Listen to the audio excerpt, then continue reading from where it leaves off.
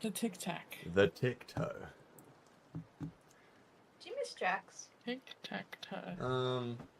Hey chat, I'm live. I want to open You're live? I want to open Hi, live. I'm chat. Hi, chat. I want to open my YouTube. I want to open my YouTube and see if I'm live. How do I see that? Live? See what? I am live.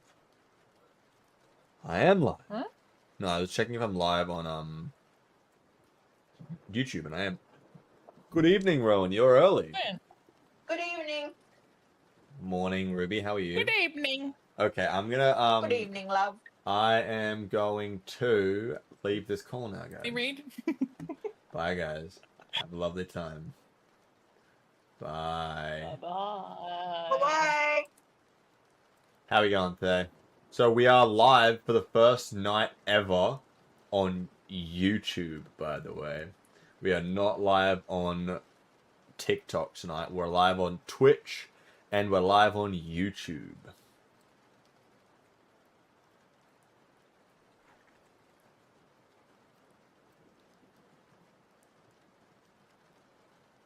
But update to just chatting and Pokemon.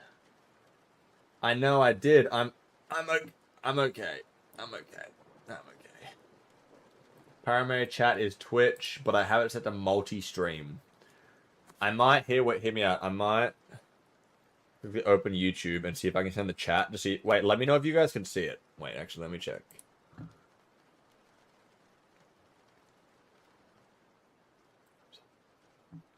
Oh, I should probably. Give me a sec.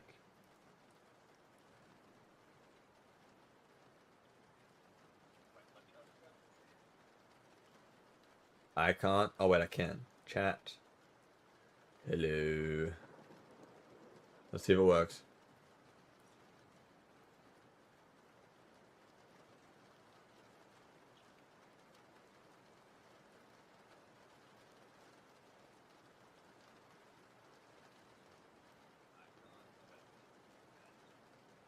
What?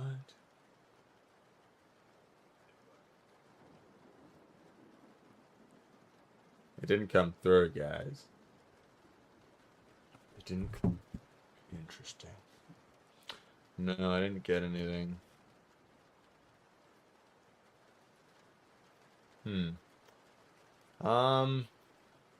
I'll have to figure that out tomorrow. Wait, let me update my chat quickly. Maybe that's why.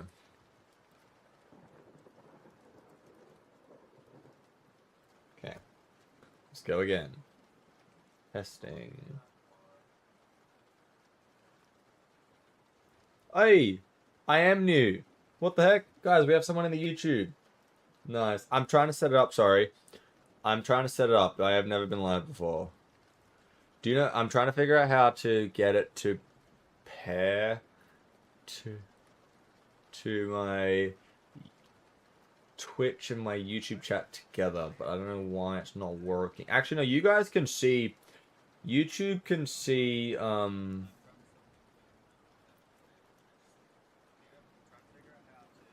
YouTube can see the freaking, stuff. Thank you, Ruby. Have a great day at work. Interesting.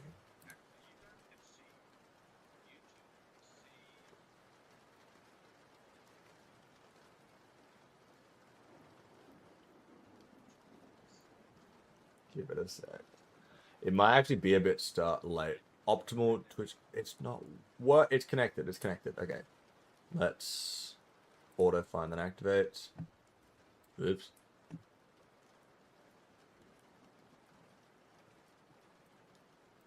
Okay, give it a sec, guys. Give me a sec.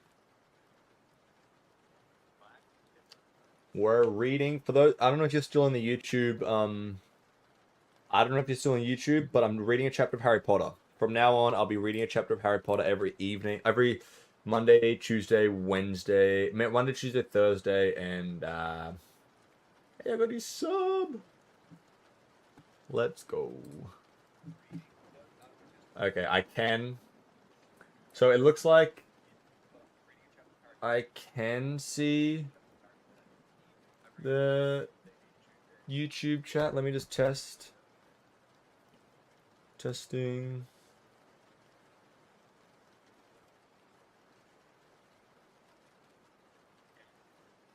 Hey, okay, I can see. So I can see the YouTube chat now. But I haven't gotten it to.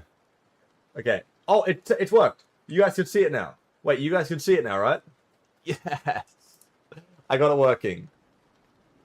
There we go. Hi. There we go, Sochi. You can see it. Awesome. I'm glad. Welcome. So if you don't know already, Sosha, I am reading it. I read a chapter of Harry Potter every evening. Oh, not every evening. We're lowering it to 4 days a week now. Just.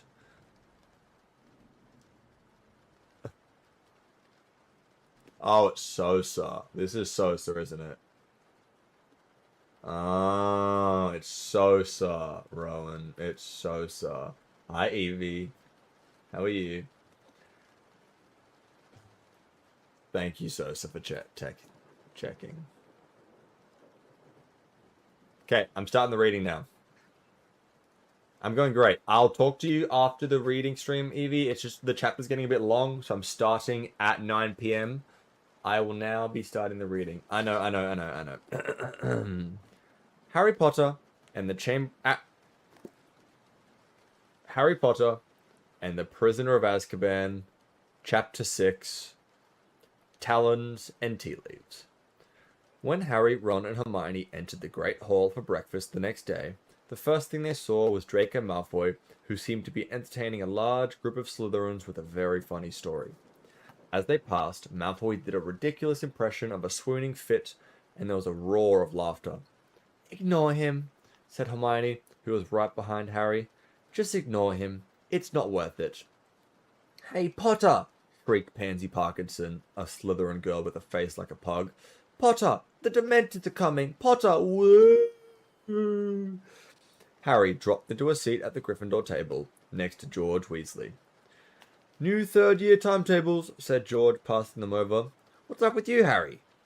"Malfoy," said Ron, sitting down on George's other side and glaring over at the Slytherin table. George looked up in time to see Malfoy pretending to faint with terror again. "The little git," he said calmly. "He wasn't so cocky last night when the Dementors were down our end of the train. Came running into the compartment, didn't he, Fred?" "Nearly wet himself," said Fred, with a contemptuous glance at Malfoy. "I wasn't too happy myself," said George. "They're horrible things, those Dementors." "Sort of freeze your insides, don't they?" said Fred. "You didn't pass out, though, did you?" said Harry in a low voice. "Forget it, Harry," said George bracingly. "Dad had to go out to Azkaban one time. Remember, Fred? And he said it was the worst place he'd ever seen. He came back all weak and shaking. They sucked the happiness out of a place. Dementors. Most of the prisoners go mad in there. Anyway, we'll see how happy Malfoy looks after our first Quidditch match," said Fred. "Gryffindor versus Slytherin. First game of the season, remember?" The only time Harry and Malfoy had faced each other in a Quidditch match, Malfoy had definitely come off worse. Feeling slightly more cheerful, Harry helped himself to sausages and fried tomatoes. Hermione was examining her new timetable. "Oh, good. We're starting new subjects today," she said happily. "Hermione," said Ron, frowning as he looked over her shoulder. "They've messed up your timetable. Look, they've got you down for 10 subjects a day. There isn't enough time." "I'll manage. I've fixed it all with Professor McGonagall." "But look," said Ron, laughing, to see this morning, 9 o'clock divination, and underneath, 9 o'clock Muggle studies, and... Ron leant closer to the timetable, disbelieving. "Look, underneath that, arithmetic. 9 o'clock. I know you're good, Hermione, but no one's that good. How are you supposed to be to 3 classes at once?" "Don't be silly," said Hermione shortly. "Of course I won't be in 3 classes at once." "Well then, pass the marmalade," said Hermione. "But, oh Ron, what's it with you and my timetable's a bit full?" Hermione snapped. "I told you, I've fixed it all with Professor McGonagall." Just then, Hagrid entered the Great Hall. He was wearing his long moleskin overcoat and was absent-mindedly swinging a dead polecat from one enormous hand. "All right," he said eagerly, pausing on the way to the staff table. "You're in my first ever lesson. Right after lunch. Been up since 5 getting everything ready. Hope it's okay, me and a teacher, honestly." He grinned broadly at them and looked off to the staff table, still swinging his polecat. "Wonder what he's been getting ready for," said Ron, a note of anxiety in his voice. The hall was starting to empty as people headed off towards their first lessons. Ron checked his timetable.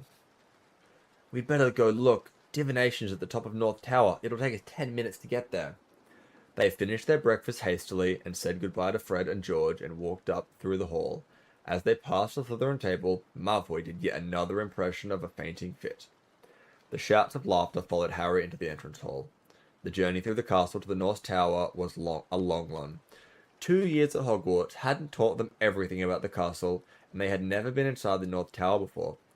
There's got to be a shortcut," Ron panted, as they climbed their 7th long staircase and emerged on an unfamiliar landing, where there was nothing but a large painting on a bare stretch of grass hanging on the stone wall. "I think it's this way," said Hermione, peering down the empty passage to the right. "Can't be," said Ron. "That's south. Look, you can see a bit of the lake from out the window." Harry was watching the painting. A fat dapple-grey pony had just ambled onto the grass and was grazing nonchalantly. Harry was used to subjects of Hogwarts paintings moving around and leaving their frames to visit others, but he always enjoyed watching them. A moment later, a short, squat knight in a suit of armor had clanked into the picture after the pony. By the look of the grass stains on the metal knees, he had just fallen off. "Aha!" he yelled, seeing Harry, Ron, and Hermione. "What villains are these that trespass upon my lands? Come to scorn at my fall, perchance? Draw ye knaves, you dogs!" They watched in astonishment as the little knight tugged his sword out of its scabbard and began brandishing it violently, hopping up and down in rage. But the sword was too long for him. A particularly wild swing made him overbalance, and he landed face down on the grass. "Are you all right?" said Harry, moving closer to the picture. "Get back, you scurvy braggart! Back, you rogue!" The knight seized his sword again and used it to push himself back up, but the blade sank deeply into the grass, and though he pulled with all his might, he couldn't get it out again. Finally, he had to flop back onto the grass and push up his visor to mop his sweating face.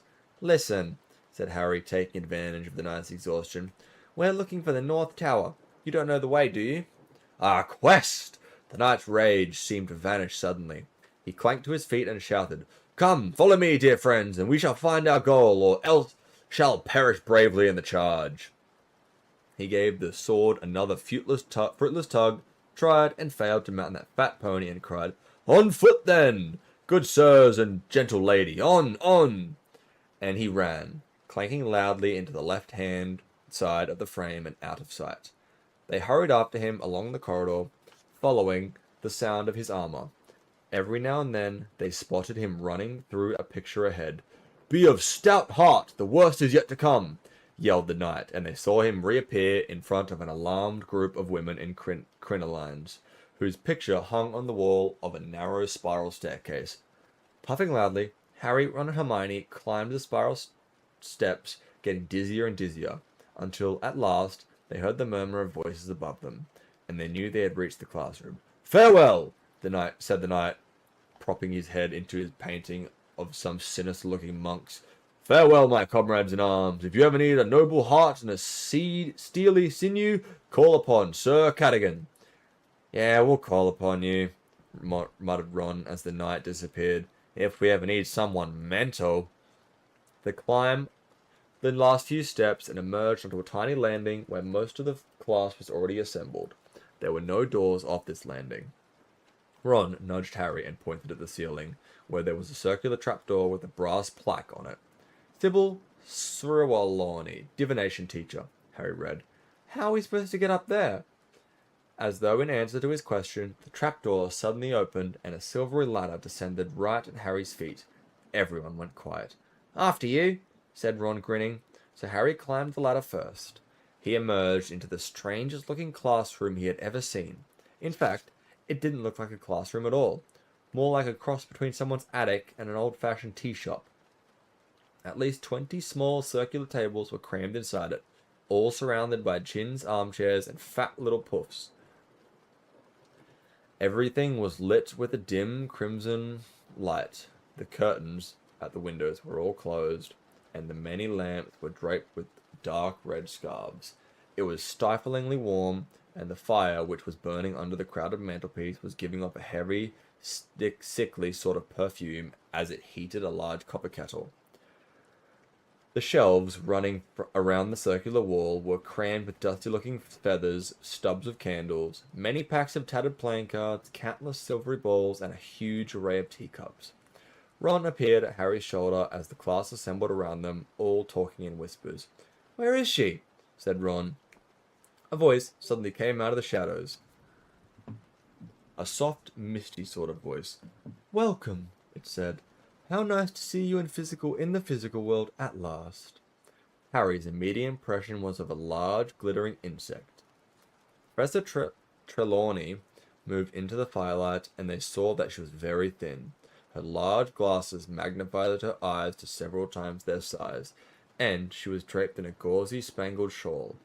Innumerable chains and beads hung around her spindly neck, and her arms and hands were encrusted with bangles and rings. "Sit, my children, sit," she said, and they all climbed awkwardly into armchairs or sank into puffs. Harry, Ron, and Hermione sat themselves round the same table. "Welcome to divination," said Professor Trelawney, who had seated herself in a winged armchair in front of the fire. "My name is Professor Trelawney. You may not have seen me before. I find that descending too often into the hustle and bustle of the main school clouds my inner eye." Nobody said anything in answer to the extraordinary pronouncement. Professor Trelawney delicately rearranged her shawl and continued.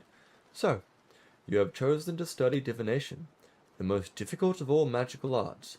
I must warn you at the outset that if you do not have the sight, there is very little I will be able to teach you. Books can only take you so far in this field." At those words, Harry and Ron glanced grinning at Hermione, who looked startled at the news that books wouldn't be much of a help in this subject. "Many witches and wizards, talented though they are in the area of loud bangs and smells and sudden disappearings, are yet unable to penetrate the veiled mysteries of the future." Professor Trelawney went on, her enormous gleaming eyes moving from face to nervous face. "It is a gift granted to few. You, boy," she said suddenly to Neville, who toppled off his puff. "Is your grandmother well?" "I think so," said Neville tremulously. "I wouldn't be so sure if I were you, dear," said Professor Trelawney, the firelight glinting off her emerald earrings. Neville gulped. Professor Trelawney continued placidly. "We will be covering the basic methods of divination this year. The first term will be devoted to reading the tea leaves. Next term we shall progress to palmistry. By the way, my dear," she said suddenly at Parvati Patil, "beware of a red-haired man." Parvati gave a startled look at Ron, who was right behind her, and edged her chair away from him. "In the summer term," said Professor Trelawney went on, "we shall progress to the crystal ball. If we have finished with fire omens, that is. Unfortunately, classes will be disrupted in February by a nasty bout of flu. I myself will lose my voice, and around Easter, one of our numbers will leave us forever." A very tense silence followed the pronouncement, but Professor Trelawney seemed unaware of it. "I wonder, dear," she said to Lavender Brown, who was nearest and shrank back into a chair, "if you could pass me the largest silver teapot." Lavender, looking relieved, stood up, took an enormous teapot from the shelf, and put it down on the table in front of Professor Trelawney. "Thank you, my dear. Incidentally, that thing you are dreading, it will happen on Friday the 16th of October. Lavender trembled. "Now, I want you all to divide into pairs. Collect the teacup from the shelf, come to me, and I will fill it. Then, sit down and drink. Drink until only the dreg remains. Swill those around the cup 3 times with what's left behind with your left hand. Then, turn the cup upside down on its saucer. Wait for the last of the tea to drain away. Then, give your cup to your partner to read. You will interpret the patterns using pages 5 and 6 of Unfogging the Future. I shall move among you, helping and instructing. Oh, and dear, She caught Neville by the arm as he made to stand up. After you've broken your first cup, would you be so kind as to select the blue one of the blue patterned ones? I'm rather attached to the pink. Sure enough, Neville had no longer reached the shelf of the teacups. Then there was a tinkle of breaking china. Professor Trelawney swept over to him, holding a dustpan and brush. One of the blue ones, then, dear, if you wouldn't mind. Thank you. When Harry and Ron had their teacups filled, they went back to their table and tried to drink the scalding tea quickly. They swirled the dregs around as Professor Trelawney had instructed, then drained the cups and swapped them. Right, said Ron as they both opened their books and pages 5 and 6. What can you see in mine? A load of soggy brown stuff, said Harry. The heavily perfumed smoke in the room was making him feel sleepy and stupid. Broaden your minds, my dears, and allow your eyes to see past the mundane, Professor Trelawney cried through the gloomy. Harry tried to pull himself together. Right, you've got a wonky sort of cross, he said, consulting Unfogging the Future. That means you're going to have trials and suffering. Sorry about that. But there's a thing that could be the sun. Hang on, that means great happiness. So you're going to suffer, but be very happy. You need to use your inner eye testing, if you ask me, said Ron. And they both had to stifle their laughter as Professor Trelawney gazed in their direction. My turn. Ron peered into Harry's teacup, his forehead wrinkled with effort. There's a blob and a bit of like a bowler's hat, he said. Maybe you're going to work for the Ministry of Magic. He turned the teacup the other way up. But this looks way more like an acorn. What's that? He scanned his copy of Unfogging the Future. A windfall, unexpected gold. Excellent, you'll have to lend me some. And there's a thing here. He turned the cup up again. That looks like an animal. Yeah, if it was on its head, it looks like a hippo. No, a sheep. Professor Trelawney whirled around as Harry let out a snort of laughter. Let me see that, my dear, she said reprovingly to Ron, sweeping over and snatching Harry's cup from him. Everyone went quiet to watch.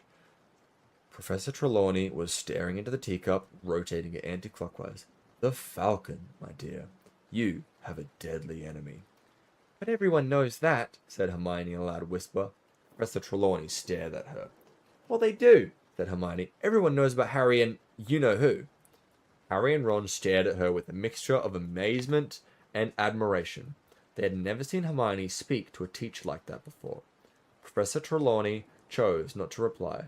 She lowered her huge eyes to Harry's cup again and continued to turn it. The club. An attack. Dear, dear, this is not a happy cup. I thought that was a bowler hat, said Ron sheepishly. The skull. Danger in your path, my dear. Everyone was staring, transfixed, as Professor Trelawney, who had given the cup a final turn, gasped and then screamed. There was another tinkle of breaking china. Neville had smashed his second cup. Professor Trelawney sank into a vacant armchair, her glittering hand on her heart and her eyes closed. My dear boy, my poor dear boy, no, it is kinder not to say, no, don't ask me. What is it, Professor? Said Dean Thomas at once. Everyone got to their feet, and slowly they crowded around Harry and Ron's table, pressing closer to Professor Trelawney's chair to get a good look at Harry's cup. My dear, said Professor Trelawney, eyes huge, open dramatically, you have the Grim. The what? Said Harry. He could tell that he wasn't the only one who didn't understand. Dean Thomas shrugged at him, and Lavender Brown looked puzzled, but nearly everybody else clapped hands to their mouth. The Grim, my dear, the Grim, cried Professor Trelawney, who looked shocked that Harry hadn't understood. The giant spectral dog that haunts the churchyards, my boy. It is an omen, the worst omen, of death. Harry's stomach lurched. The dog on the cover of Death Omens in Flourish and Blots. The dog in the shadows of the Magnolia Crescent. Lavender Brown clapped her hands to her mouth, too. Everyone was looking at Harry.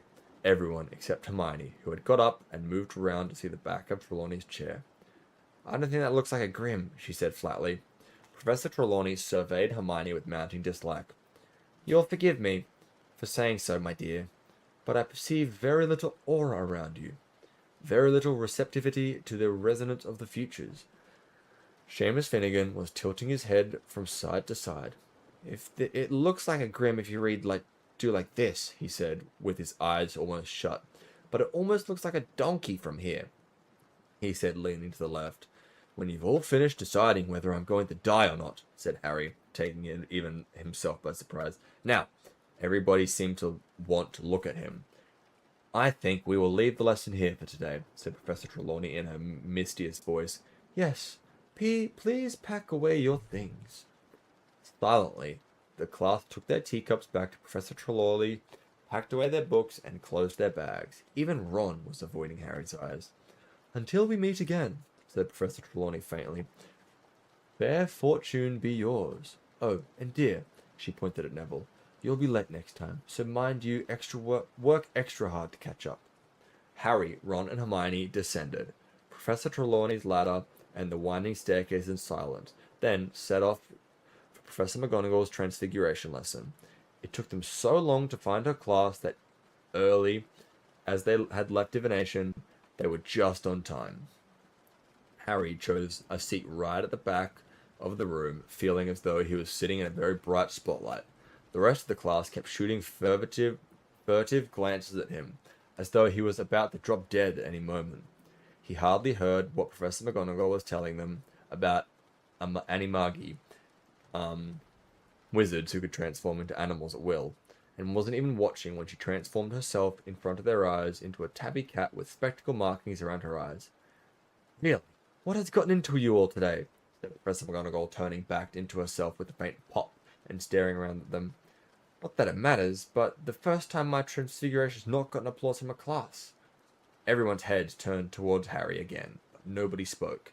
Then Hermione raised her hand. Please, Professor, we've just had our first divination class, and we're reading the tea leaves and... Ah, of course, said Professor McGonagall, suddenly frowning. There is no need to say any more, Miss Granger. Tell me, which one of you will be dying this year? Everyone stared at her. Me, said Harry. I see, said Professor McGonagall, fixing Harry with her beady eyes. Then you should know, Potter, that Sybil Trelawney has predicted death on one of her students ever since she first arrived at this school. None of them have died yet. Seeing death omens is a favourite way of greeting a new class. If it was not for the fact that I never speak ill of my colleagues, Professor McGonagall broke off, and they saw that her nostril had gone white. She went on more calmly. Divination is one of the most imprecise branches of magic. I shall not conceal from you, Harry, that I have very little patience with it. True seers are very rare, and Professor Trelawney...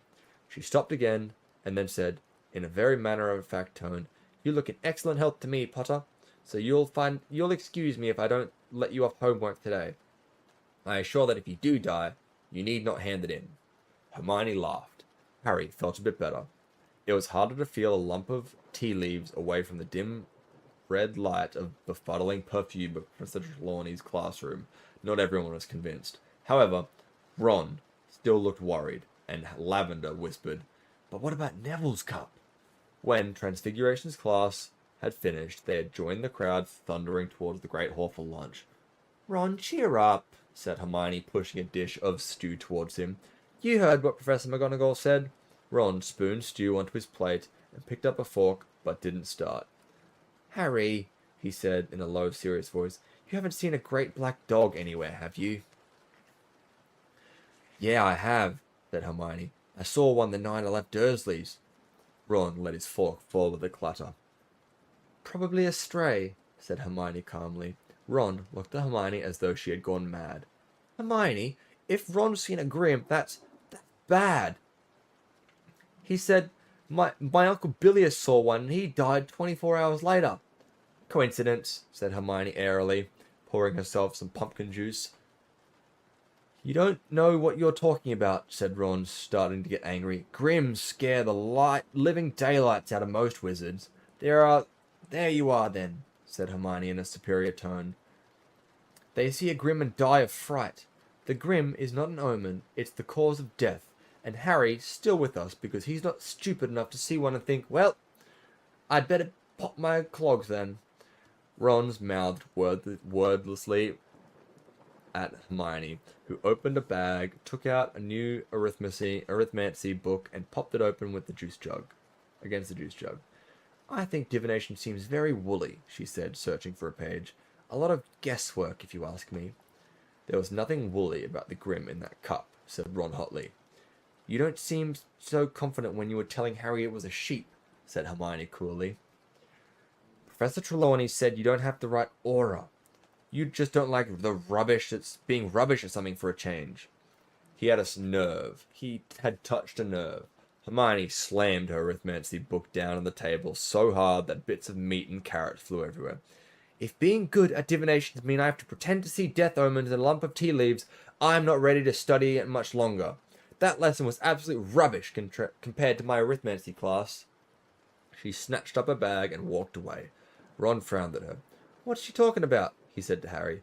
She hasn't been to arithmancy class yet. Harry was pleased to get out of the castle after lunch.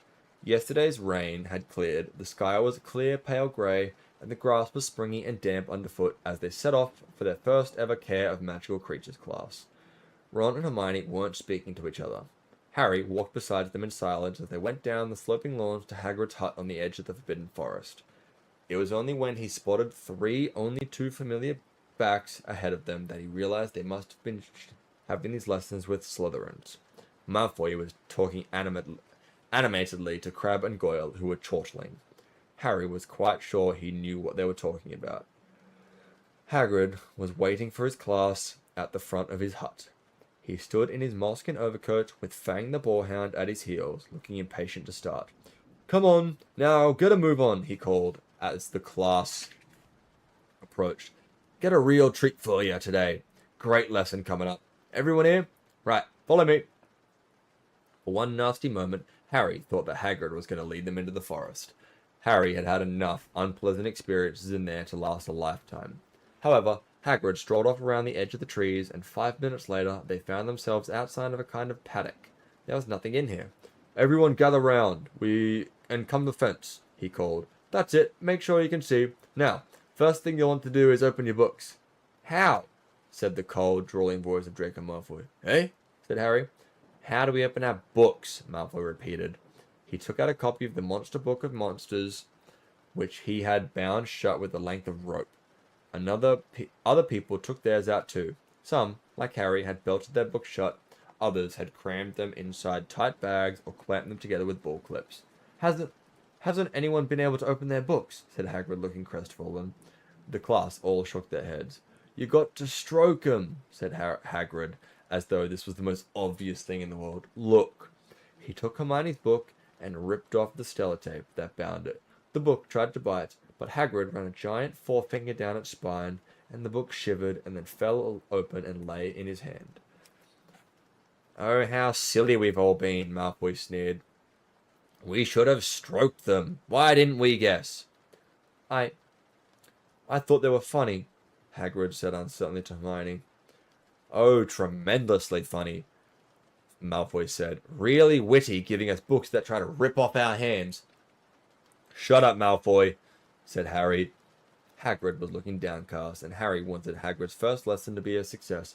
Right then, said Hagrid, who seemed to have lost his thread. So, you got your books and now you've seen magical creatures. Yeah, so I'll go get 'em. Hang on.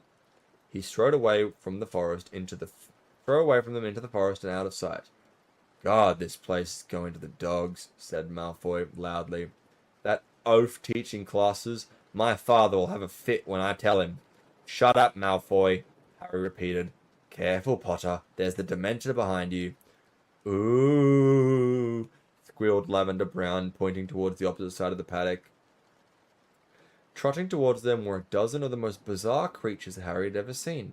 They had bodies, but hind legs and tails of horses, but the front legs, wings, and heads of what seemed to be giant eagles, with cruel steel-coloured beaks and large, brilliantly orange eyes.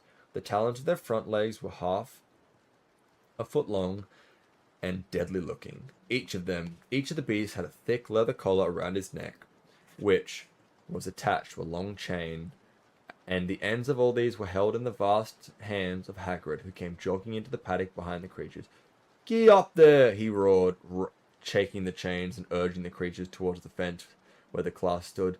Everyone drew back slightly as Hagrid reached them and tethered the creatures to the fence. Hippogriffs, Harry roared happily, waving a hand at them. Beautiful, aren't they?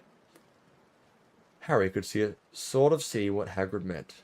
Once you had gotten over the first shock of seeing something that was half horse, half bird, you started to appreciate the hippogriffs. Gleaming coats, changing smoothly from feather to hair, each of them a different color.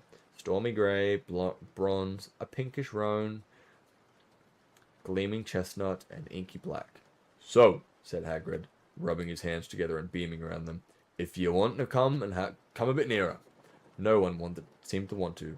Harry, Ron, and Hermione, however, approached the fence cautiously. Now, first thing you got to know about hippogriffs is they're proud, said Hagrid. Easily offended, hippogriffs are. Don't never insult one, because it might be the last thing you do. Malfoy, Crabbe, and Goyle weren't listening. They were talking in an undertone, and Harry had a nasty feeling they were plotting how to best disrupt the lesson. You always wait for hippogriffs to make the first move, said Hagrid. Continued. It's polite, see?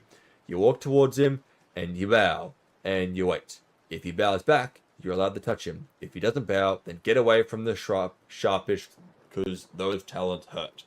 Right, who wants to go first? Most of the class backed further away in answer. Even Harry, Ron, and Hermione had misgivings. The hippogriffs were tossing their fierce beaks and flexing their powerful wings. They didn't seem to like being tethered like this. No one? Said Hagrid with a pleading look. I'll do it, said Harry. There was an intake of breath from behind him, and both Lavender and Parvati whispered, Oh no, Harry, remember your tea leaves. Harry ignored them. He climbed up over the paddock fence.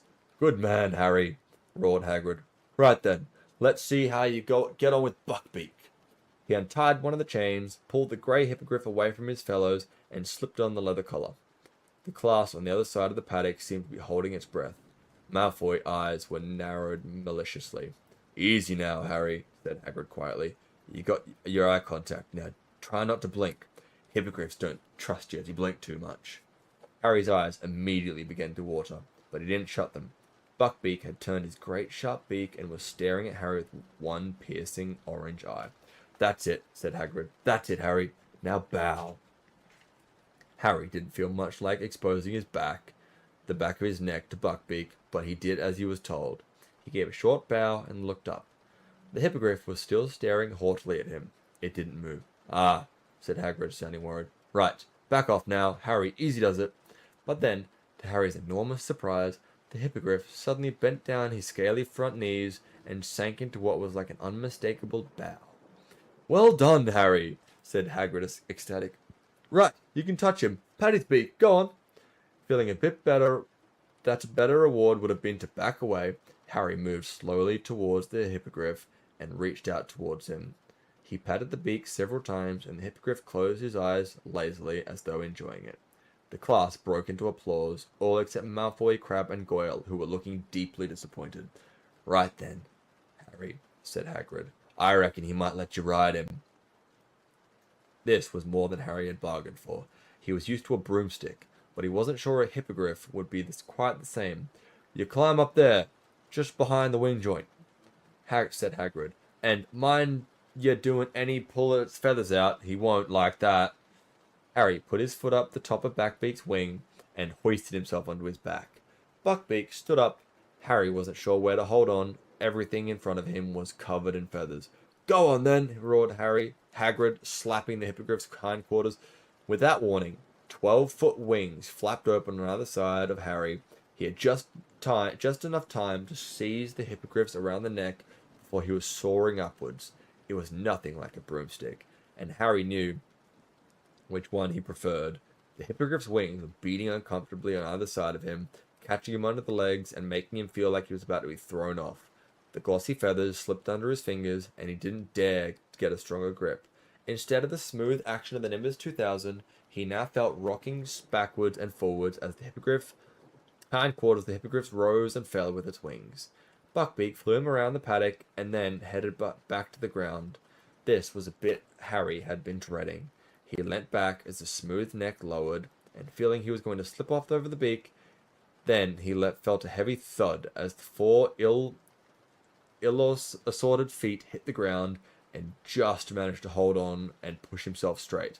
Good work, Harry, roared Hagrid as everyone except Malfoy, Crabbe, and Goyle cheered. Okay, who else wants to go?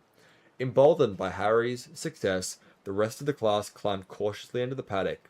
Hagrid untied the hippogriffs one by one, and soon people were bowing nervously all over the paddock.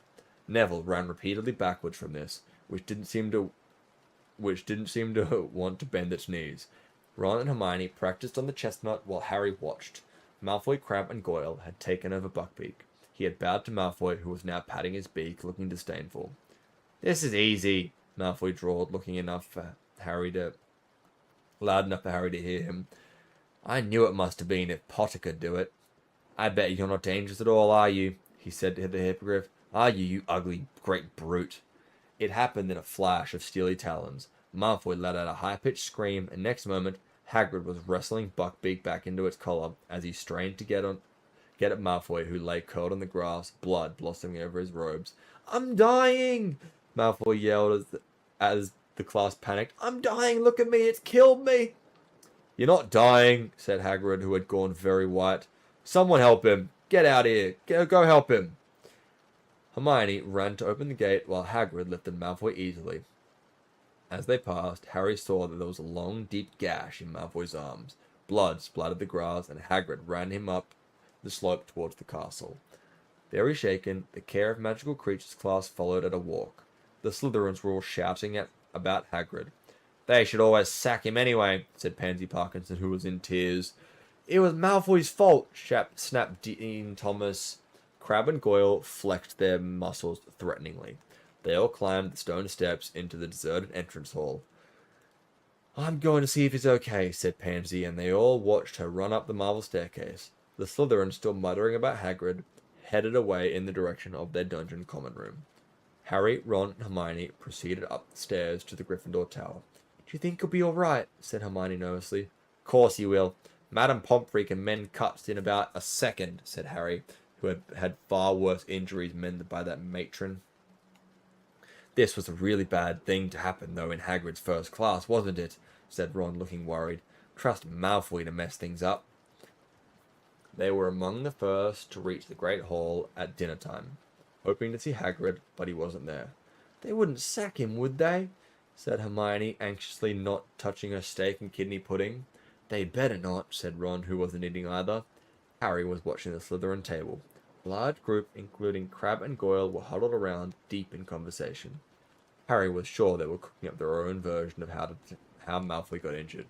"Well, you can't say it wasn't an entertaining first day back," said Ron gloomily.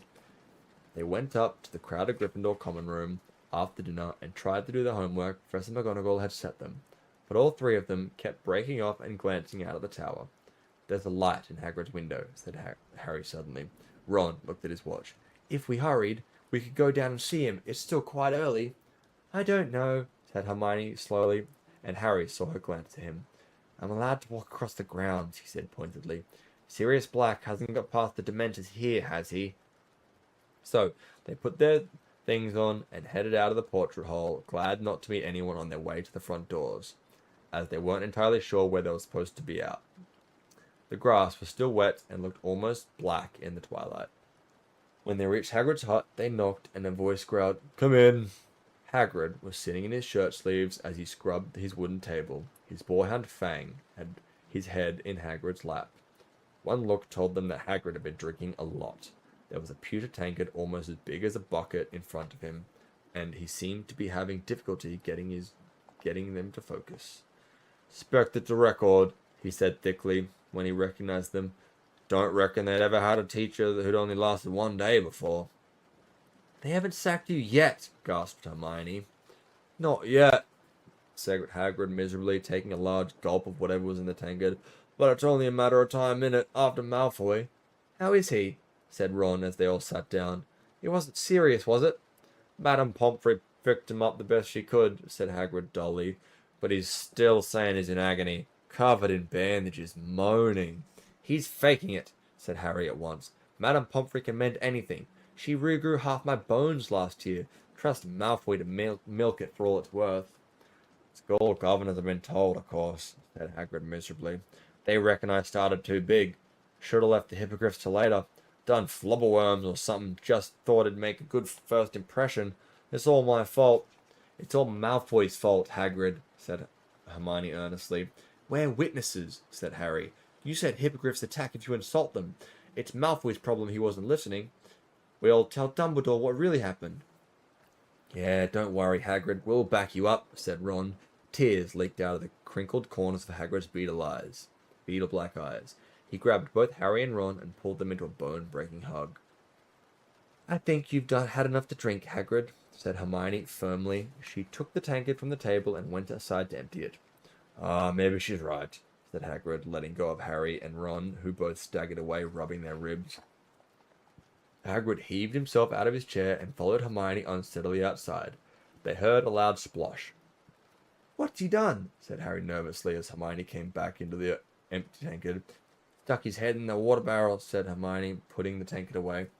Hagrid came back with his long hair and beard sopping wet, wiping the water out of his eyes. That's better, he said, shaking his head like a dog and drenching them all. Listen, it was good of you to come and see me. I really...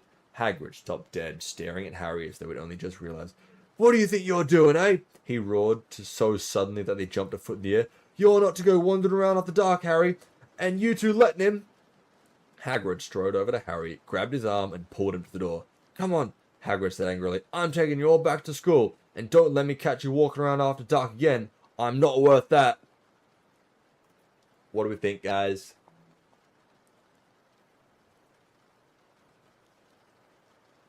I'm assuming Stephanie Lopez 9794 is dearest Steph.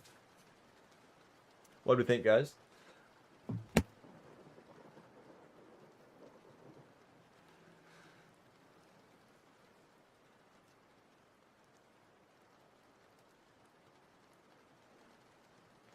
Oh, you're here? Wait, is Stephanie Lopez still over there?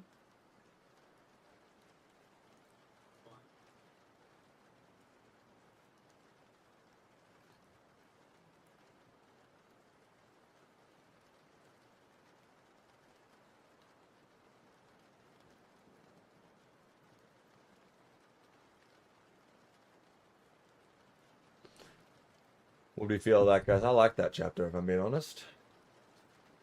I like that chapter. I like seeing as much of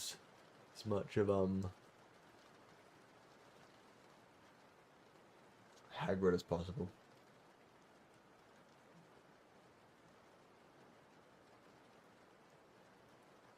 Alexa, stop.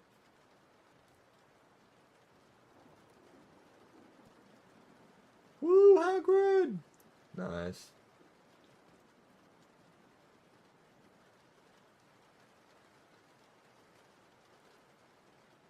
Mia. Anyway, guys. I wanted to update you. I don't know who's in the stream. It seems pretty quiet tonight, but that's fine. I just wanted to update you all. Starting tomorrow. I'm gonna edit this before I go to bed. We're moving back to a 4-day stream schedule. So I don't know who's in the channel right now, but we're going to a 4-day stream schedule.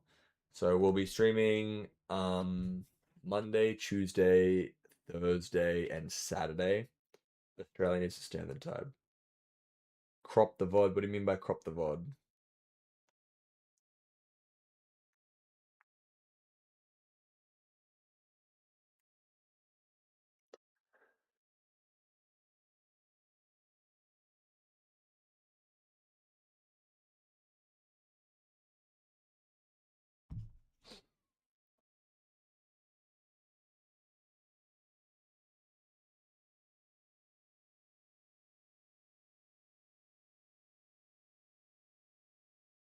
Yeah, buddy. Okay. Yeah. So we're gonna be moving. So I'll update it now, actually, so for those who are in the stream can see. Let me quickly update. So, tomorrow. Oh, sorry, no, it's Monday, Wednesday, Thursday. So no Tuesday stream. So Monday is going to be 8 to 11, 8 a.m. to 11 a.m. Tuesday, no stream. I know, no stream Tuesday. Wednesday is also going to be 8 to 11. Thursday is going to be 7 to 10. Friday, there is going to be no stream again. Saturday is going to be, we'll go 9 to 12. And then there's going to be no stream on Sunday.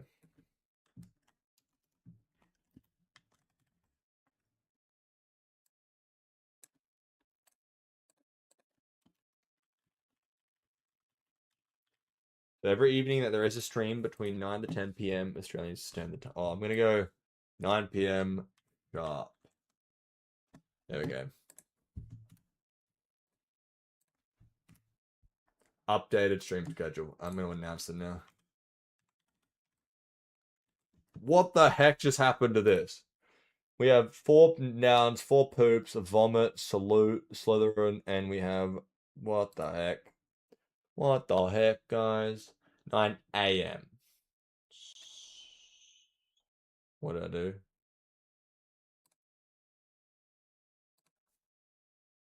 Sorry, guys. There you go. There you go.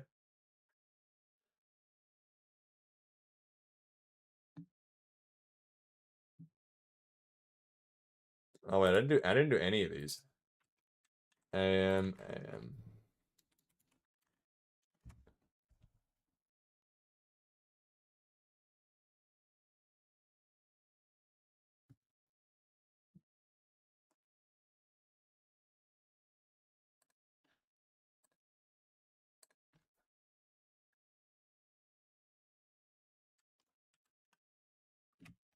I'm arrested in Professor Square. Is that in the announcements?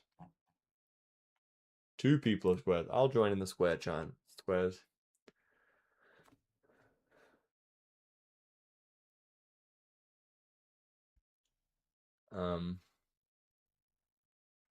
I would really struggle. I'm being genuine. I'm gonna do an announcement. Announcement. No, notify. Check the new game schedule.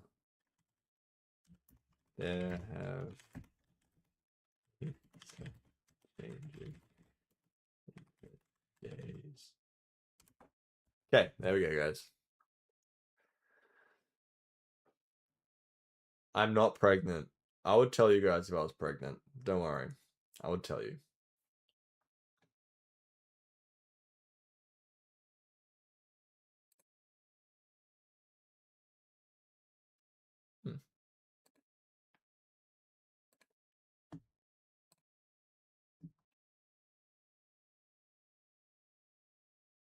Interesting. Very interesting. Anyway, guys, I'm going to end the stream here. I'm going to go to bed. I'm going to go to bed because I'm tired. Wait, Steph, you're purple now. What the heck? Good night, Chutney. Why are you purple, Steph? I thought you were pink. Good night. Okay, guys, I will see you all hopefully tomorrow, 8 a.m. Australian Standard Time. I am going to end the live in 3, 2, 1.